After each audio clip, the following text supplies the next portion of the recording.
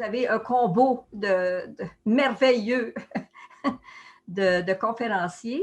Vous aurez également 2 périodes de questions possibles. Donc, la première conférence sera donnée par Madame Vanessa Sitt, qui est doctorante en santé publique à l'Université de Montréal et qui s'occupe et qui est en spécialisation de gestion de services de santé, qui s'est intéressée beaucoup à la médecine autochtone, donc médecine plus chez nous on appelle traditionnelle, donc autochtone.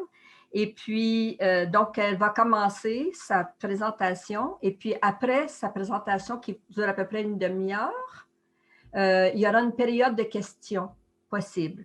Ensuite de ça, il y aura une conférence qui sera donnée par M. Philippe Boucher, qui lui, il est un étudiant en maîtrise à l'Université de Montréal en criminologie et qui s'est intéressé beaucoup aussi, qui est allé en Finlande, entre autres, et puis à d'autres endroits dans le Nord, qui s'est intéressé beaucoup à tout ce qui est de territoire et territoire comme outil de guérison. Donc, ça sera la deuxième conférence et vous aurez une deuxième période de questions suite à sa conférence. Pour les questions, c'est possible d'utiliser le chat, c'est possible. Sinon, vous pouvez aussi poser votre question tout simplement en levant la main puis en signalant, puis à ce moment-là, vous pouvez vous poser vos questions directement. Donc, je vous souhaite bonne conférence. Alors, on invite Madame Vanessa Sitt. Oui, bonjour à tous. Merci beaucoup, Nicole, pour l'introduction. Je vais partager mon écran.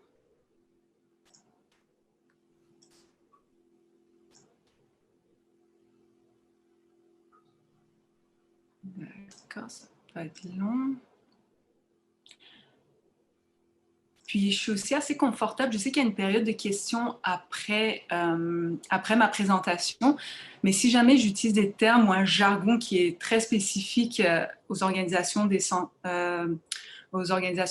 de santé, faites-le moi signe. N'hésitez pas à m'interrompre pour clarifier des termes ou des concepts. J'ai essayé de le vulgariser puis de le mettre de manière vraiment accessible à tous pour ceux qui n'ont pas de background en santé ou en gestion des services de santé. Donc, n'hésitez surtout pas à m'interrompre, levez la main ou écrivez dans le chat. Je pense que Nicole va pouvoir me faire signe parce que quand on fait un partage écran, en fait, je vois juste ma diapositive. Donc, voilà. Sans plus tarder, j'ai commencé par me présenter. Donc, je m'appelle Vanessa Sitt et aujourd'hui, je vais vous parler, entre autres, de ma thèse qui porte sur la rencontre des médecines traditionnelles, des médecines autochtones et de la médecine biomédicale dans un contexte au nord du Québec. Et je reconnais qu'on est sur un territoire abénaki et je vous remercie énormément de m'accueillir. Du coup, pour le coup, là, c'est virtuellement, mais quand même de m'accueillir pour cette semaine des savoirs et des cultures. Puis, je voulais juste vous partager que dans ce projet-là, on a travaillé avec 2 communautés de nations différentes et j'ai eu vraiment l'opportunité de pouvoir connecter, de pouvoir rejoindre avec des personnes incroyables durant les nombreux séjours qu'on a eu à faire pour notre travail, tant sur le territoire des Inuits que sur le territoire des Cris. Et je voulais leur dire que j'étais très reconnaissante de m'avoir partagé de leur sagesse, mais aussi beaucoup de moments, puis d'histoires et de bonheur, puis aussi des fous rires. On a passé beaucoup de temps ensemble. Donc, dire que je suis très heureuse d'avoir pu participer à un si beau projet. Pour vous situer, je suis plus vers la fin de mon processus de doctorat en santé publique. Du coup, j'ai vraiment à la toute fin vers le dépôt de ma thèse. Donc, je voulais les remercier de m'avoir donné cette opportunité-là. Un petit peu qui je suis pour vous situer d'où je viens, puis comment est-ce que j'ai un peu atterri ou comment est-ce que je suis arrivée à travailler sur ce sujet-là. Donc, pour ma part, j'ai des parents qui sont originaires de Hong Kong et en fait, ils ont immigré par la suite en France avant d'arriver au Québec. J'ai donc grandi puis aussi baigné dans un environnement, dans plusieurs univers depuis mon plus jeune âge. Et pour moi, c'était un peu dans le quotidien de voir que des gens de ma famille, que ce soit ma grand-mère ou mon grand-père, utilisaient des sortes de cataplasmes qu'ils appliquaient sur leur corps, mais avec des odeurs très, très puissantes. C'est pas des plantes comme la camomille qui a un parfum très délicat, mais tout. Qui viennent vous chercher là. On ne peut pas passer à côté. On le sait qu'il y a un cataplasme qui est là. Ou même sur moi, des fois, je faisais comme des petites blessures et tout, puis elle m'appliquait des baumes, toujours avec des odeurs, je ne sais pas pourquoi, très, très fortes.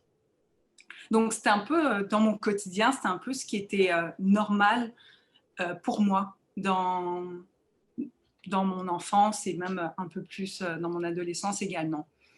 Et comme Nicole l'a mentionné, j'ai aussi fait un parcours en sciences infirmières. Donc, je suis infirmière de formation.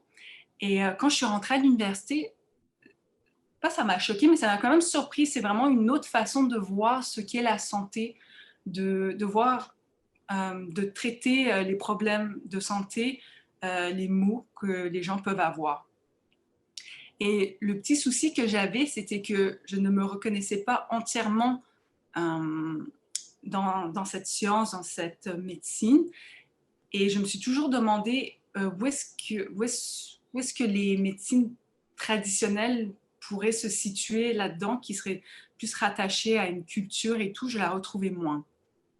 De là est un peu, grosso modo, de là est un peu parti mon intérêt de comprendre les médecines traditionnelles, dont les médecines autochtones, dans les systèmes de santé.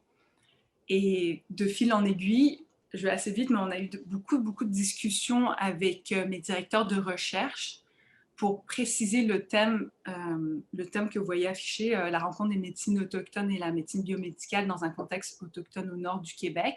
Ça a pris du temps, puis on a capitalisé aussi sur le fait que mon co-directeur, il y avait une expérience une longue expérience de collaboration avec les communautés CRI, où il avait parti un projet sur les plantes médicinales CRI pour le diabète. Et ce qu'il avait remarqué dans ses projets précédents, c'est que les personnes qui ont participé au projet, ils ont bien vu qu'il y avait des effets bénéfiques à l'utilisation de plantes médicinales, mais la question qui se posait par la suite, c'était comment on fait? On voit bien que les plantes ont des effets positifs sur la santé, mais comment est-ce qu'on fait pour rendre les médecines traditionnelles plus accessibles dans la communauté? Comment on fait ça? D'où est un peu parti mon projet de recherche. À l'intérieur de cette équipe, on a monté un projet et mon projet doctoral Sciencer se retrouve à l'intérieur. Donc, les objectifs de la présentation que je m'étais donné pour aujourd'hui, c'était d'une part de partager mon expérience dans le processus de doctorat en santé publique et montrer un peu les sujets ou les manières de pouvoir faire une recherche qui sont possibles, mais de mon expérience à moi, mais aussi de présenter les résultats du doctorat, donc de présenter 2 expériences de rencontre entre les médecines traditionnelles autochtones et la médecine biomédicale au Québec. Comment ça va se décliner un peu pour mon côté, pour la présentation? C'est d'abord s'entendre, c'est quoi les médecines autochtones, les médecines traditionnelles, de quoi est-ce qu'on parle, qu'est-ce qu'on entend par ça? Puis par la suite de montrer un petit peu comment est-ce que j'ai fait le projet, comment est-ce que ça s'est déroulé sur le terrain. Et évidemment, qu'est-ce qu'on a trouvé, qu'est-ce qu'on a pu observer et formuler des recommandations qui sont basées sur les résultats qu'on a trouvés, qu'on a observés sur le terrain. C'est un petit peu le plan de match pour la présentation. Je ne m'attendais pas à ce qu'il y ait autant de monde. Je suis très, très contente. Et c'est une question un peu ouverte au public, aux participants aujourd'hui. Je me demandais si vous avez déjà entendu parler des médecines traditionnelles, des médecines autochtones. Est-ce que vous connaissez ça? Est-ce que vous en avez utilisé ou est-ce que vous avez entendu autour de vous des gens en parler? Je ne sais pas s'il y a quelqu'un qui voudrait prendre la parole. Vous n'êtes pas obligé d'allumer votre caméra. ça, c'est à votre discrétion, mais s'il y en a qui veulent participer ou partager leur expérience ou leur oui-dire, n'hésitez pas. Ça peut être en français ou en anglais. Il y a Laura qui a levé sa main. Oui. Oui. OK. Ben moi, ma mère a fait de la médecine traditionnelle chez nous.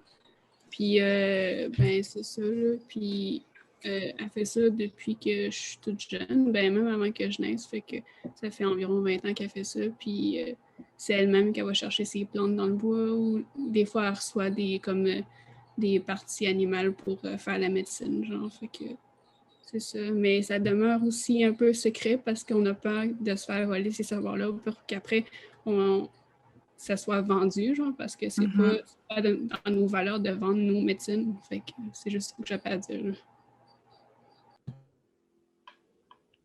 Merci beaucoup, Laura, pour ton partage.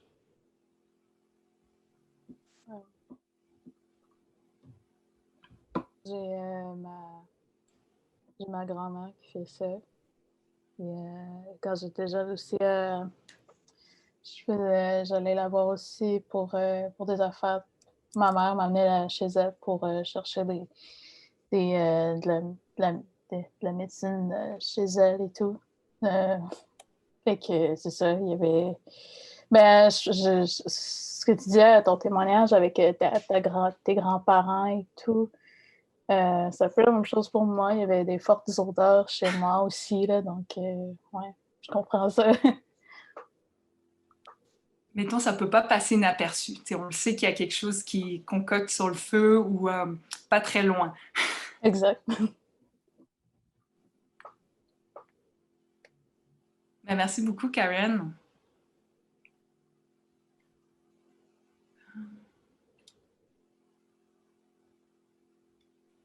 Soyez pas gênés, il n'y aura pas de quiz à la fin. C'est vraiment juste pour rendre ça un peu plus vivant si vous voulez participer. Puis,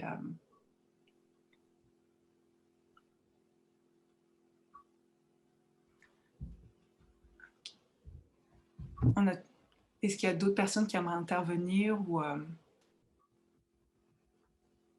Ben, la seule chose que moi je pourrais mentionner, c'est que chez nous, il y avait une remise qui servait à toutes sortes de choses d'entreposage, mais il y avait plein des cordes à linge pleines de plantes qui étaient asséchées là, avant la préparation. Donc, dans cette remise-là, il y avait toutes sortes d'odeurs quand on ouvrait la porte, sauf ce qu'on cherchait, mais c'était les plantes là, qui sentaient. Là. Merci beaucoup, Nicole, aussi. Donc, s'il n'y a pas d'autres interventions, je vais poursuivre. Puis si jamais, en discutant ou quand je présente et vous voulez intervenir ou partager votre expérience avec ça ou si ça vous parle, ce que je suis en train de dire, n'hésitez pas à intervenir. Je suis très confortable avec ça. Donc, voilà. Donc, je vais poursuivre. Donc, ce que les gens, en fait, nous ont partagé, ça reflétait ce que Laura, Karen et aussi Nicole avaient dit, que si j'avais à résumer, en fait, ce que les gens nous ont dit, ils ont dit énormément de choses, mais que ça se regroupait, que c'était les médecines traditionnelles. Ça passait beaucoup par... ça se passe en territoire, parce que c'est là où est-ce que la médecine provient, c'est de là où est-ce qu'elle vient. Donc, c'est une source de vie, que ce soit pour les animaux, si on a des parties animales à prendre pour soigner certains maux, certaines problématiques de santé. Ça peut être des poissons, ça peut être des plantes médicinales également. Et nous, ce qui était souvent revenu, c'était les glandes de castor. En Innu, ils disaient que ça s'appelait Wishna.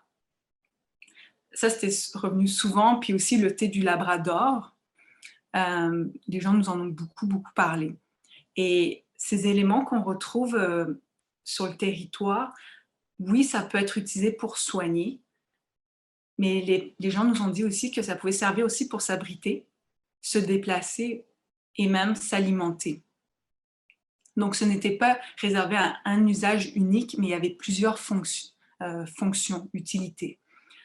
Il y avait également la question de spiritualité, qui était tabou pour certaines personnes, un peu délicate comme sujet. Mais par contre, ce qui revenait, qui convergeait, c'était que ce n'est pas une religion et que c'était plutôt un respect envers les formes de vie qui existent dans la nature.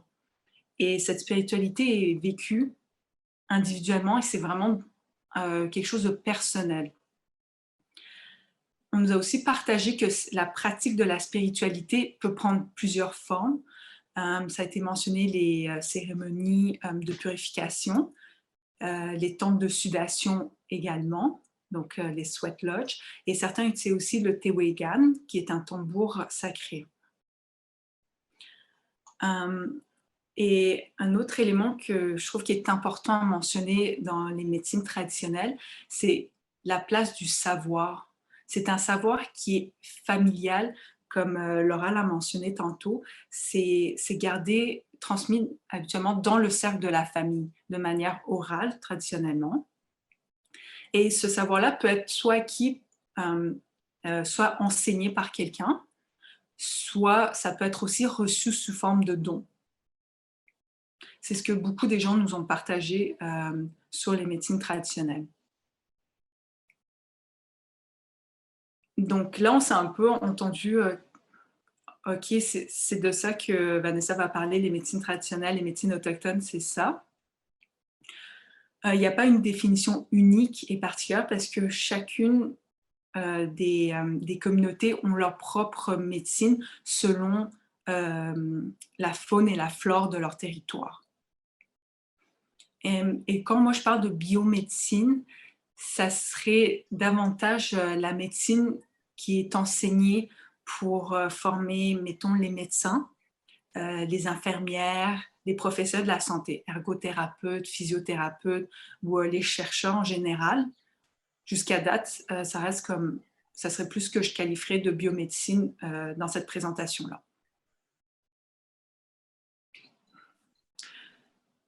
Comment est-ce qu'on a fait notre projet?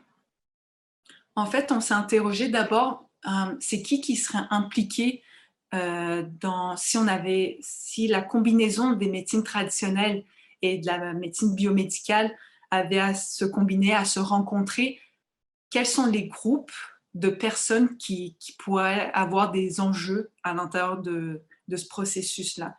Donc, on s'est dit évidemment les aînés, les guérisseurs. Il y avait également les membres de la communauté qui utilisent ou non les services de santé, les professionnels de la santé et les gestionnaires en santé. Donc, c'est un peu les 4 groupes qu'on a ciblés pour ce projet-là, qu'on a vu qu'il y aurait un intérêt fort à participer, mais aussi à voir comment est-ce que ça pourrait se dérouler quand on aurait à combiner 2 médecines. Et vu que l'objectif de la recherche était beaucoup de comprendre les dynamiques, les interactions entre ces 4 groupes de personnes, on a opté pour une approche qualitative. Et comment est-ce que ça s'est concrétisé sur le terrain pour la collecte de données? On a donc 2 études de cas, donc 2 communautés, une nation Innu puis une de nation Cri. Et pour chacune des communautés, on allait faire des entrevues individuelles. Donc, poser des questions en rapport avec notre sujet à l'ensemble, en fait, à des personnes de chacun des 4 groupes que j'ai mentionnés plus tôt. Et on a également fait des ateliers de transfert de connaissances où on a partagé des résultats et on a créé un espace pour pouvoir échanger et discuter sur des stratégies à court, moyen et long terme qui rejoignent les priorités et les besoins de chacune des communautés. Donc, on a fait ça dans chacune des 2 communautés qui ont souhaité participer au projet. Évidemment, on s'est aussi appuyé sur les documents écrits au niveau gouvernemental et aussi à l'interne. Je ne sais pas s'il y a des questions ou...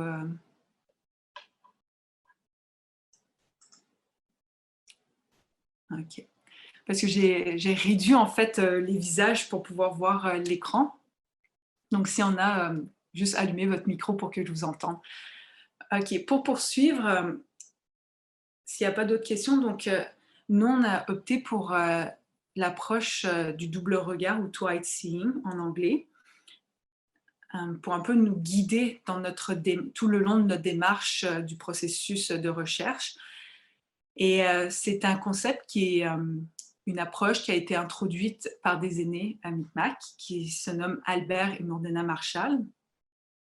Et cette approche-là, en fait, cherche ou tient compte à la fois des contributions des perspectives autochtones, mais également de celles occidentales. Tout ça de manière respectueuse. Là, on peut se demander, bon, ben, ça reste une approche, mais comment est-ce qu'on a fait ça sur le terrain? Comment est-ce qu'on a concrétisé cette approche-là dans notre projet de recherche? Et on a passé par, si j'avais à les résumer, 4 grands moyens ou 4 stratégies qu'on s'était données.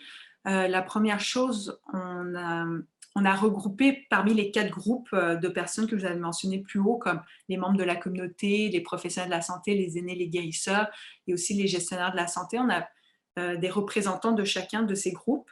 On les a rassemblés dans un comité. Bon, en fait, ils se sont rassemblés dans un comité local, si on peut dire, dans chacune des communautés, il y en avait un comité. Et c'est avec eux qu'on travaillait pour élaborer les questionnaires, pour faire le formulaire de consentement également.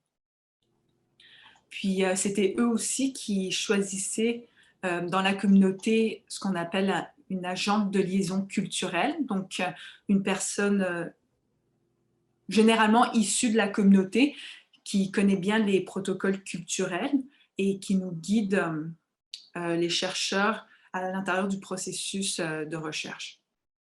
Donc, c'est souvent quelqu'un avec qui on discute souvent, que ce soit pour valider notre approche ou se re-questionner, nous, en tant que chercheurs. C'est aussi avec elle qu'on discute.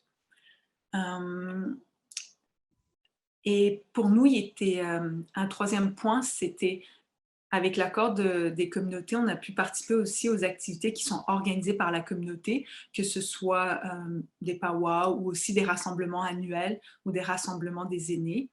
Ils nous invitaient à y participer pendant nos séjours quand on était dans les communautés. Et un dernier point pour comment est-ce qu'on a un peu concrétisé cette approche du double regard et qu'on n'a pas voulu passer à côté, c'était de pouvoir présenter les résultats, mais aussi et surtout discuter avec les participants, donc avec les gens qui ont participé au projet, pour voir, on est-tu à côté de la plaque, on a-tu bien compris tout l'ancrage, est-ce que les résultats font du sens pour eux? Et on a aussi mis de l'importance sur le fait que nos chapitres de résultats soient lus aussi par des membres de la communauté qui ont participé afin d'avoir un peu leur approbation ou leur lecture à eux s'ils comprenaient nos chapitres, si ça faisait du sens. Vraiment dans est-ce qu'on est à côté ou on a bien compris ce que les gens nous ont partagé. Une autre étape importante dans un projet de recherche, c'est l'éthique. Évidemment, on a obtenu l'approbation éthique du comité d'éthique de recherche en santé à l'Université de Montréal, qui est mon université d'appartenance.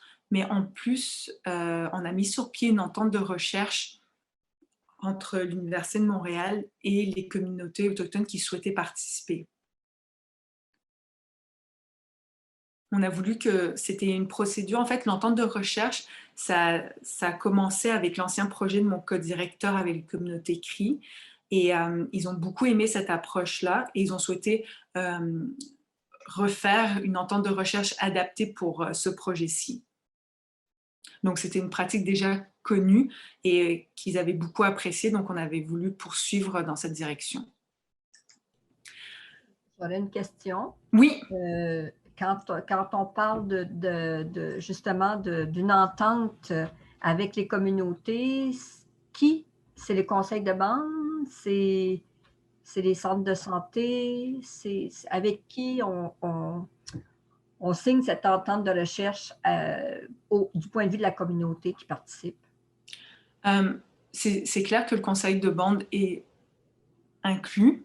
Ça va être eux qui vont décider. C'est une entente de recherche légale.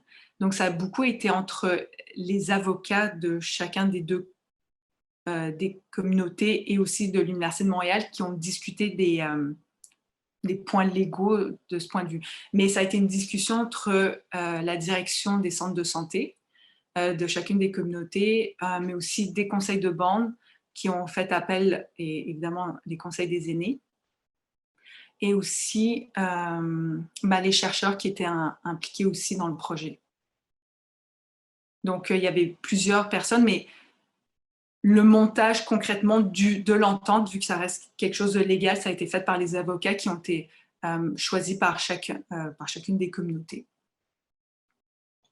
Et ça a été un processus assez long, mais on voulait que ce soit clair pour l'ensemble des parties qui étaient en jeu, que tout soit bien clair avant de pouvoir commencer. Donc, on a attendu jusqu'à la signature de l'entente et que tous les parties, que les compromis étaient OK avec eux avant de pouvoir commencer notre projet de recherche. Je ne sais pas si ça répondait à ta question, Nicole. Ben oui, c'est ça. C'est parce que quand on voit ça comme ça, on ne sait pas qui est l'intervenant, mais ça, c'est bien expliqué, c'est clair. C'est bon. Parfait. Merci pour la question aussi, parce que des fois, c'est sûr que vu que ça fait plusieurs années, pour être honnête, que je suis là-dedans, des fois, on passe vite sur certaines choses parce qu'on l'a tellement, vu ou parlé que c'était acquis dans notre tête. Mais c'est vrai que pour l'expliquer, il faudrait le mettre de l'avant et que ce soit plus explicite. Merci beaucoup pour la question. Puis, Vanessa, il y a quelqu'un, je pense, dans les commentaires qui demandait pour le two-hide seating, peut-être juste rajouter quelques mots pour expliquer là, vraiment qu'est-ce que ces mots-là veulent dire. C'est une question en anglais, par exemple. Mais... en fait, c'est twicing, c'est le même terme. En français, on l'a appelé double regard. Donc, c'est vraiment l'idée, si je revenais, ça, c'est un peu le schéma, l'icône qu'ils ont utilisé en haut à droite, avec les deux puzzles, les deux morceaux de cassette qui s'imbriquent, mais aussi les deux yeux en fait qui regardent. Donc il y a une imbrication. C'était l'idée d'avoir la combinaison des perspectives et de considérer tant la perspective de l'un que de l'autre. Dans ce cas-là, ils l'ont utilisé pour des perspectives autochtones et occidentales, mais c'était vraiment l'idée de dialoguer ensemble, d'avoir un échange entre deux perspectives qui pourraient paraître parallèles, déconnectées, mais que là, on les rapproche. Donc, twilight seeing, c'est la traduction anglaise du double regard. Donc, c'était pour, je pense qu'en anglais, on voit aussi l'idée des yeux, de voir les choses ensemble. Merci d'avoir pris la question, Philippe. OK.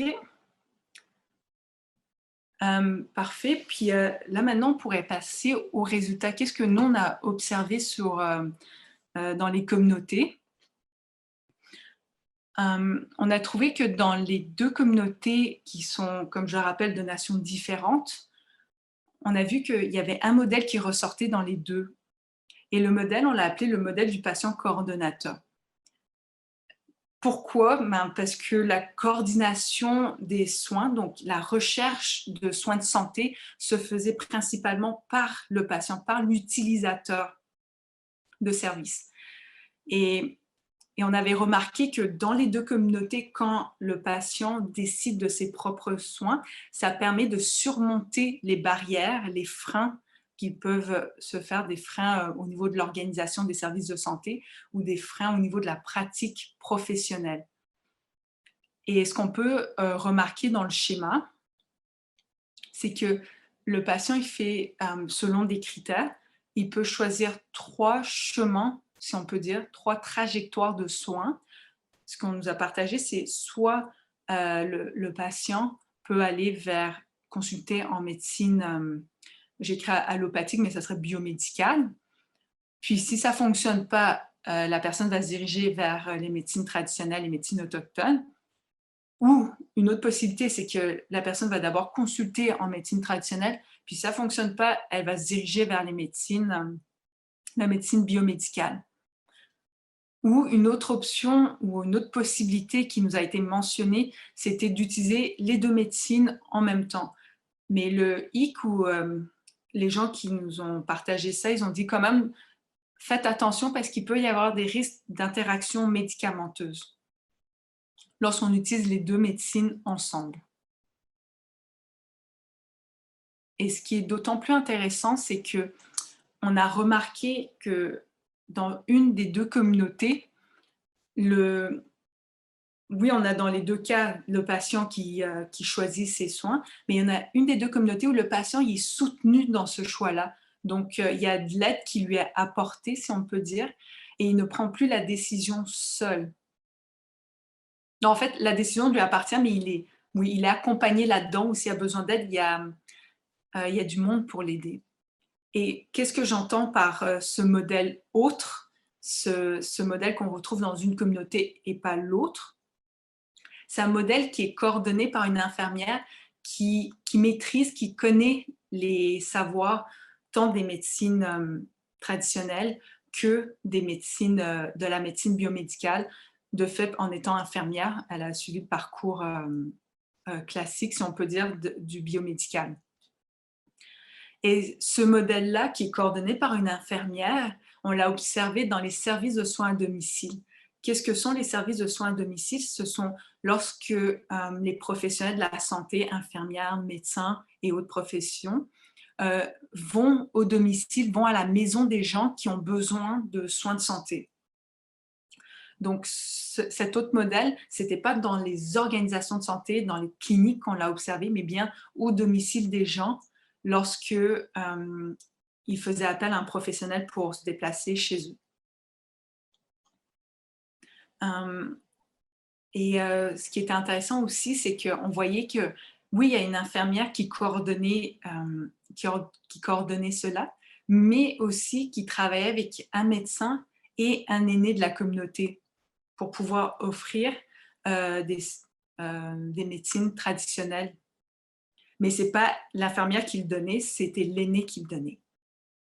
C'est important parce que pour les infirmières, il y a un code de déontologie qui ne permet pas l'application de médecine traditionnelle par ce corps, cette profession. Mais par contre, il est possible pour l'infirmière de faire un suivi. Donc, de voir l'évolution de la problématique de santé auprès du patient. Excuse-moi. Oui. Tu as une question dans le chat. OK. Je vais te la lire. Quels sont les défis ou les différences que vous avez rencontrés lors de vos recherches en milieu autochtone par rapport au milieu allochtone? Est-ce que, par exemple, les protocoles de recherche des communautés autochtones étaient un défi à respecter? Merci pour la question. Est-ce que c'est un défi? Je ne sais pas tant. Pour être honnête, moi, je n'ai pas fait de projet dans les communautés non autochtones. Moi, c'était le premier projet dans lequel je participais depuis le début du processus jusqu'à la fin. Donc, pour moi, ça n'a pas été un défi, ça a été le processus régulier, si on peut dire. C'est comme ça qu'on va travailler pour monter notre projet de recherche et pour nous entendre sur comment est-ce qu'on travaille ensemble. Est-ce que si la personne qui pose la question, est-ce que ça répond ou est-ce que vous voulez plus de précision sur certains aspects?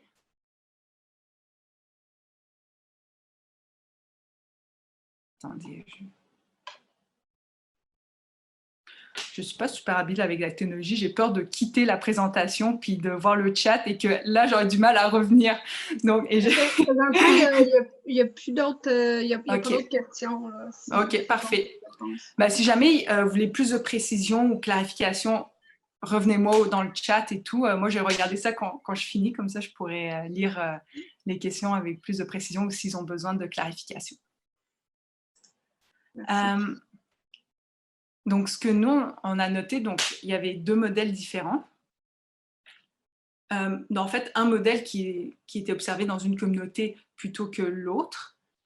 Et nous, en fait, étant donné notre objectif de recherche, la lunette qu'on a pris, qui était de comprendre comment est-ce que le processus de combinaison des médecines traditionnelles et de la médecine biomédicale se rencontre, mais on l'a regardé avec une lunette de dynamique d'interaction, de regarder les interactions entre les individus. Je sais que Collège Kiuna, il y en a beaucoup en sciences humaines, et la théorie que nous, on a utilisée, c'est beaucoup en sociologie des professions. Si jamais il y a des questions après, je pourrais y répondre, mais c'était juste pour faire un bref topo que même en santé publique, on utilise aussi des théories qui ne sont pas forcément des sciences dures, que j'appellerais, mais qu'on pourrait trouver en sociologie. Ok, je clôt la parenthèse. Et on a regardé donc les interactions entre les individus qui font partie des 4 groupes que j'avais mentionnés un peu plus tôt dans la présentation. Et ce qu'on avait remarqué que les différences, je vous donne un exemple qui pourrait expliquer, ça peut venir d'un contexte systémique. Qu'est-ce que j'entends par là? C'est que, pour illustrer ça, si on regarde les communautés CRI au Québec, dans leur structure de gouvernance, il y a une convention de la baie James et du Nord québécois qui a été signée. C'est une entente signée entre le Québec et la nation CRI du Québec. Et ça a permis, en fait, les CRI se sont alors dotés d'une gouvernance régionale. Donc, les communautés CRI se sont regroupées. La gouvernance est régionale, donc il y a une gouvernance qui travaille avec l'ensemble des communautés CRI au Québec. Et ça, en fait, ça donne un plus grand levier d'action pour adapter leur système à la culture, entre autres.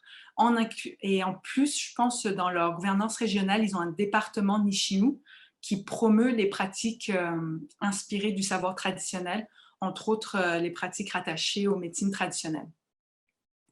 Et ça, par contre, cette gouvernance régionale, on ne l'a pas notée, on ne l'a pas observée dans la communauté Innu avec laquelle on a travaillé. Il n'y avait pas de gouvernance régionale, mais néanmoins, les deux avaient un conseil de bande, mais un conseil de bande aussi qui priorisait la culture. Ça faisait partie de leurs priorités à chacun des 2 conseils de bande. Donc, c'est pour donner un exemple qu'au niveau systémique, donc dans l'exemple de gouvernance, ça pouvait avoir un impact sur comprendre pourquoi est-ce que dans une des communautés, on avait un modèle et pas dans l'autre. Et après tout ça, on a des résultats, mais en bout de ligne, c'est important de formuler des recommandations à la suite du projet, des recommandations, des orientations pour améliorer et aussi pour mettre de l'avant les points forts, dans ce cas-là, des points forts au sujet d'un processus de combinaison des médecines traditionnelles et de la médecine biomédicale. On en a 5. La première chose qu'on recommande, c'est la réappropriation, la protection et la transmission du savoir traditionnel. Parce que, veut pas, la pratique de la médecine traditionnelle se base sur le savoir. C'est pas pour rien, on va voir la grand-mère parce qu'elle détient ce savoir pour pouvoir pratiquer cette médecine-là. La deuxième chose, ça serait une ouverture, un respect mutuel entre les aînés, les guérisseurs et aussi les professionnels de la santé, qui est très, très important pour qu'il y ait un échange, un partage, une compréhension de l'autre.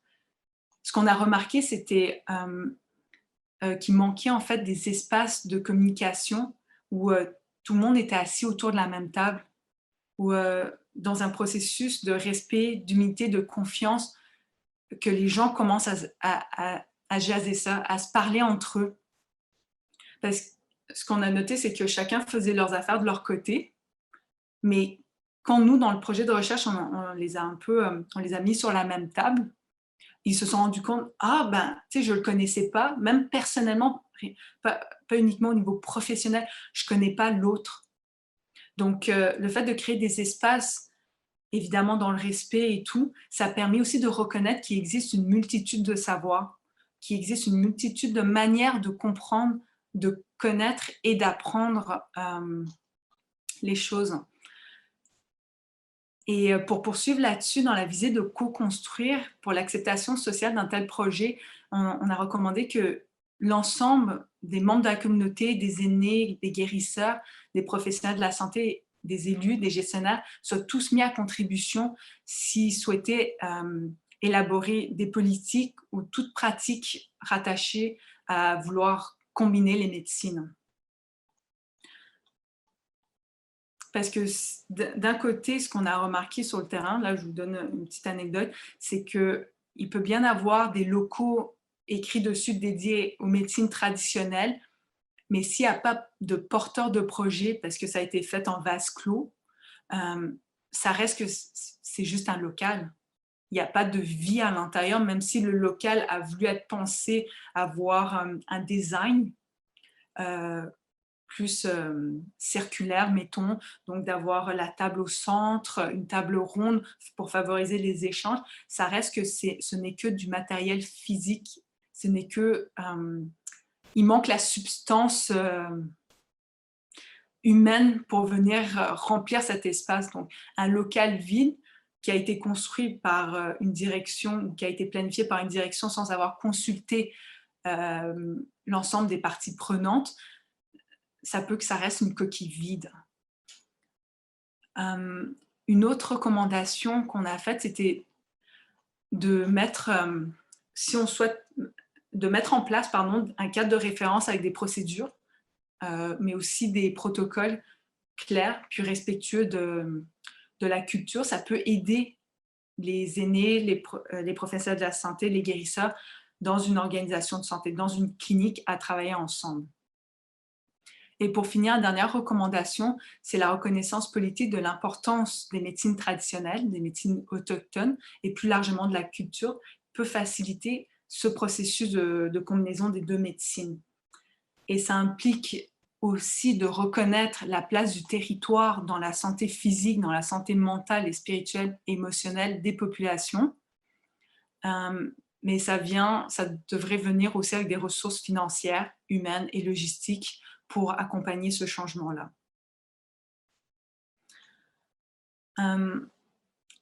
Pour conclure, que ce soit des patients autochtones et non autochtones, tous peuvent bénéficier d'un accompagnement dans leur choix de médecine qu'ils souhaitent recevoir. Et ça serait quelque chose qui reflèterait davantage la réalité. Et je parle souvent d'une réalité qui est plurielle, qui est pluraliste dans notre système de santé.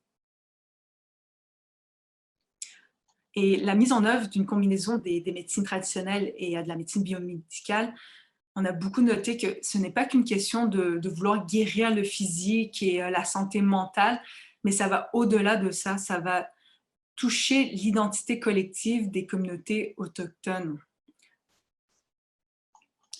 Et j'aimerais terminer là-dessus pour remercier tout le monde de votre attention, des questions que vous avez posées. Donc, et ce n'est pas terminé, donc je sais qu'on va enclencher sur la période des questions, mais je voulais quand même vous remercier, donc Miigwech et Ténish Community Now. Ben, il y a deux questions, en fait, qui ont défilé. Oui. Une question de Sylvestre Déterre, je ne sais pas s'il est là. Est-ce que les instances officielles autochtones, peut-être c'est à l'origine de la signature de l'entente, j'en sais rien, mais est-ce que les instances autochtones officielles avaient des exigences particulières en ce qui concerne votre projet de recherche? Oui, il y avait des exigences. Il y en avait plusieurs, entre autres sur la publication, et qui soient consultés, qu'on travaille ensemble de l'élaboration jusqu'à la fin du projet, donc jusqu'à la publication du projet. Mais est-ce que c'est des particularités ou des exigences? Ça fait partie de l'entente de recherche. OK. Une autre question. Excuse-moi, Nicole. Oui. Avant la deuxième question, là, je veux juste dire, je vais je vais envoyer le sondage. On a un petit sondage là, de 3-4 questions. Si vous voulez y répondre, ça va prendre quelques secondes à peine. Vous pouvez y répondre en posant vos questions. Merci. Si je peux continuer aussi, en fait, j'ai pas eu le temps d'en reparler pendant la présentation, mais Laura, quand tu avais mentionné que ça reste un secret, puis parce qu'il y a la peur de la vente, de la commercialisation, c'est également un enjeu qui a été soulevé par les gens de la communauté, d'avoir cette crainte. Puis il y a eu la publication d'un livre sur les plantes médicinales dans la communauté. Et ça a été un gros débat de savoir si on publie le livre parce que ça contenait les recettes. Donc, d'un côté, il y avait un désir de vouloir transmettre le savoir. Et d'un autre côté, le partage des recettes, quand c'est mal utilisé, mauvaise intention et tout, ça peut être utilisé aussi pour la vente des produits. Donc, il y avait également cette crainte et ils sont arrivés à prendre la décision qu'ils vont publier le livre, d'aller de l'avant, mais en retirant les recettes. Donc, ils encourageaient, parce que ça a été un livre qui a été distribué à la communauté, et ils encourageaient en fait les jeunes, c'était un plus aussi, d'aller voir leur cocum, leur grand-mère, leur grand-père, pour aller en parler. Donc, le livre permettait l'identification et certains usages possibles des plantes. C'était surtout sur les plantes, ce livre-là. Mais par contre, pour comment utiliser et tout, ils encourageaient les gens à parler aux grands-pères, aux grands-parents pour connaître un peu les recettes ou pour savoir comment l'utiliser. Donc, je vais dire aussi qu'il y avait une réalité pour certaines personnes qui étaient partagées aussi dans les communautés dans lesquelles je suis allée. Autre question, parce que tu parlais tout à l'heure du territoire, le lien avec le territoire, c'est sûr. Donc, il y a une question qui concerne ça par rapport au changement climatique. Est-ce que ça, c'était des choses qui ont été relevées pendant votre recherche? Je vais être honnête, ce n'était pas l'angle dans lequel on a abordé ce projet de recherche et ça n'a pas été... ça a été mentionné, mais pas forcément par rapport au changement climatique, c'est par rapport à la déforestation, par rapport à l'utilisation abusive des ressources, que ce soit de l'eau ou de la terre. Mais je vais être honnête, ça n'a pas été l'angle qu'on l'a pris. Du coup, on n'a pas eu trop de commentaires sur les changements climatiques. Mais ça peut être un autre projet. C'est hyper intéressant de voir l'impact des changements climatiques sur les médecines traditionnelles et l'utilisation qui peut changer. Ça reste un savoir qui évolue, c'est pas stagnant. C'est pour ça que on voulait insister sur le fait que ça évolue. Comme le savoir des médecines biomédicales, ça évolue, mais le savoir traditionnel, ce n'est pas arrêté dans le temps. Ça continue, les gens s'adaptent et apprennent de nouvelles choses. J'ai une étudiante qui voudrait poser une question. Oui. Tout volant. Oui, moi j'ai beaucoup aimé en tout cas là, toute ta présentation, puis j'ai aimé ça de la façon dont tu l'as apprêté aussi, là, parce qu'il n'y en a pas beaucoup qui font ça. On dirait que tu es un bon intermédiaire entre deux. Tu as comme une autre vision qui est en dehors du combat qu'on mène, moi et l'autre. Donc, ça, j'aime ça, de l'approche dont tu fais. Puis, moi, ma grand-mère a travaillé beaucoup en étant interprète à l'hôpital ici à Sept-Îles. Puis, nous, on est comme un peu un milieu, fait que tout le monde qui vient aussi du bout là, de la 138, même Pessamit, là, vont souvent venir plus vers Sept-Îles pour avoir des soins ou quelque chose comme ça. Puis elle a interprété pour les personnes qui ne parlaient pas français avec les médecins. Fait que là, elle se promenait beaucoup dans l'hôpital, elle connaissait tellement de monde. ça prenait 1 heure pour rentrer dans un magasin, puis un autre 1 heure pour ressortir, là, tellement elle connaissait du monde. Mais je n'ai pas beaucoup entendu parler de l'importance de la langue dont les informations sont divulguées, parce que tu as dit qu'il y a eu une rencontre avec un aîné puis un médecin. Ben, tu sais, à quelque part, la langue qui a été utilisée, c'est plus comment on pourrait dire ça, une vraie collaboration avec les Autochtones, parce que pas, la langue dit tout. Sur la médecine aussi, genre, le nom de l'arbre en Innu ou en autre langue dit de la propriété aussi de l'arbre, puis ce qu'il nous donne. Fait que là, je me demandais s'il y aurait comme... Est-ce que ça va être ouvert aussi aux autres, ou bien ça va rester plus côté autochtone, là, comme tu dis, il y a certaines informations qui ne divulguent pas, mais est-ce que ces choses-là vont être divulguées? Puis on a-tu des bons interprètes aussi pour pouvoir avoir une bonne collaboration? C'est surtout ça qui me venait à l'esprit. Ben, merci beaucoup, Sue, déjà pour ton commentaire, ça fait chaud au cœur que la présentation t'ait plu. Et merci aussi d'avoir partagé l'expérience d'interprète dans les organisations de santé. C'est des rôles à ne pas négliger. On a remarqué que c'est des rôles qui permettent de rendre intelligible la communication entre les professionnels de la santé et les personnes qui viennent chercher des services de santé. Et souvent, les personnes qui viennent chercher des services de santé sont déjà dans une position vulnérable.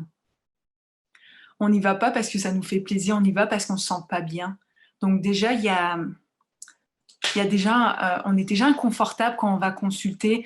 Ça ne nous plaît pas, tu sais, même si je connais bien les services de santé, ça fait plaisir à personne d'aller à la clinique. Donc déjà là, c'est pas évident. Puis en plus, il y a une barrière linguistique, mais aussi culturelle. Ces personnes-là viennent essayer de réduire un peu cet écart-là. Donc je trouve que leur rôle est très, très important parce que sinon, on va perdre les gens dans les filets du système de santé. Dans le sens qu'ayant des expériences négatives et surtout à répétition, ça n'encourage pas du tout les gens à chercher des services de santé alors qu'ils en ont besoin. Donc, je vais me répéter, mais c'est important d'avoir des personnes de relais, des personnes qui peuvent aider à faire converger le dialogue du monde médical, du monde un peu plus rigide, avec celui des personnes qui viennent, qui ont leur expérience de santé, mais pas forcément dans le domaine biomédical.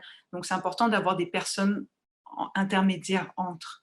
Donc, et je pense que le fait que la personne qui rentre dans le magasin et ça prend 1 heure pour entrer puis une autre heure pour sortir, ça montre aussi la reconnaissance de l'importance de son rôle pour ces personnes-là, à quel point ils apprécient le rôle et les responsabilités qu'elle joue dans l'organisation, dans la clinique.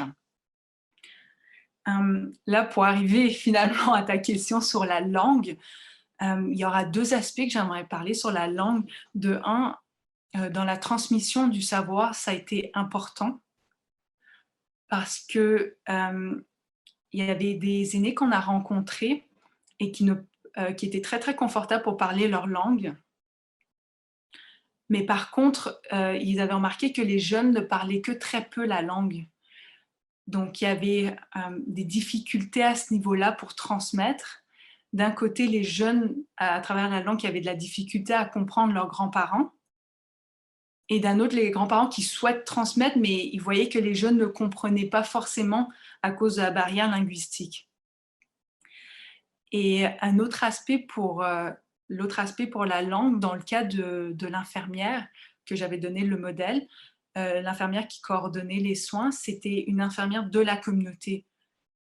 Du coup, pour la langue, ça n'a pas été un obstacle. Ça a été au contraire une force qu'elle avait. Et elle avait donc la possibilité de communiquer dans la langue pour parler aux gens qui en avaient besoin dans les services, dans les soins à domicile. Et du coup, a aussi communiqué avec l'aîné pour s'entendre sur les soins qui va être prodigué à la personne. Donc, effectivement, la langue, autrement, c'est une personne quand même, c'est une infirmière qui a des savoirs particuliers, ce n'est pas n'importe qui, c'est donc une infirmière qui connaît les médecines autochtones, les médecines traditionnelles et aussi la médecine biomédicale, et c'est une personne issue, originaire de la communauté même. Donc, il y a quand même des compétences qu'elle détient d'une infirmière qui vient du Sud, mettons, qui vient de Montréal, par exemple. Donc, elle a quand même quelques particularités qui ont favorisé la création de liens de confiance avec les personnes qui ont besoin de services, avec l'aîné, puis aussi avec le médecin de la clinique. Je ne sais pas si ça répond à ta question par rapport à la langue. Parfait. Peut-être une dernière question, parce que là, il faut passer à notre deuxième conférencier.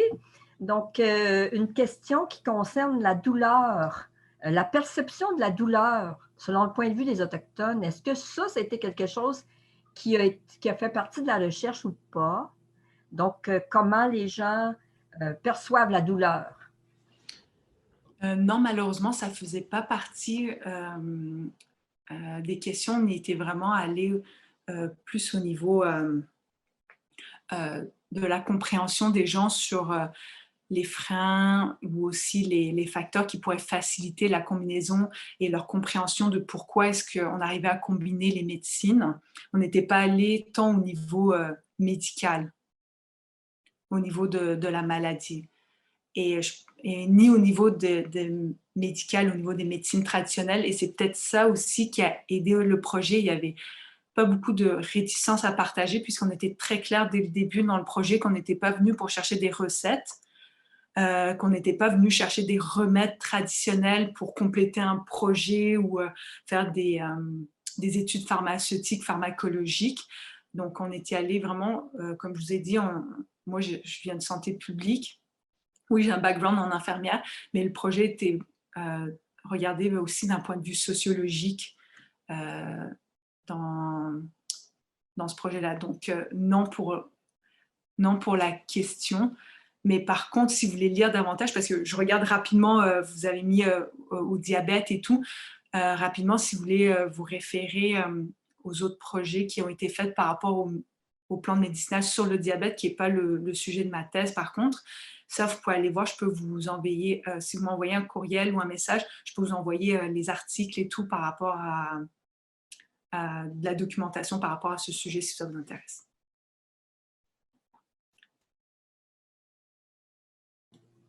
Mais je vous remercie beaucoup. Je pense que c'est une conférence qui a éveillé la curiosité, puis qui a donné aussi des points pour de futures recherches, peut-être. J'espère que ça va se poursuivre. Si vous voulez un coup de main ou des conseils ou juste réfléchir sur le projet, faites-moi signe. J'ai laissé mon courriel à la fin de la présentation. Ça me fait plaisir que ce soit sur mon processus personnel ou au niveau doctoral. Et merci beaucoup pour les questions. C'était super intéressant. Bien, merci beaucoup.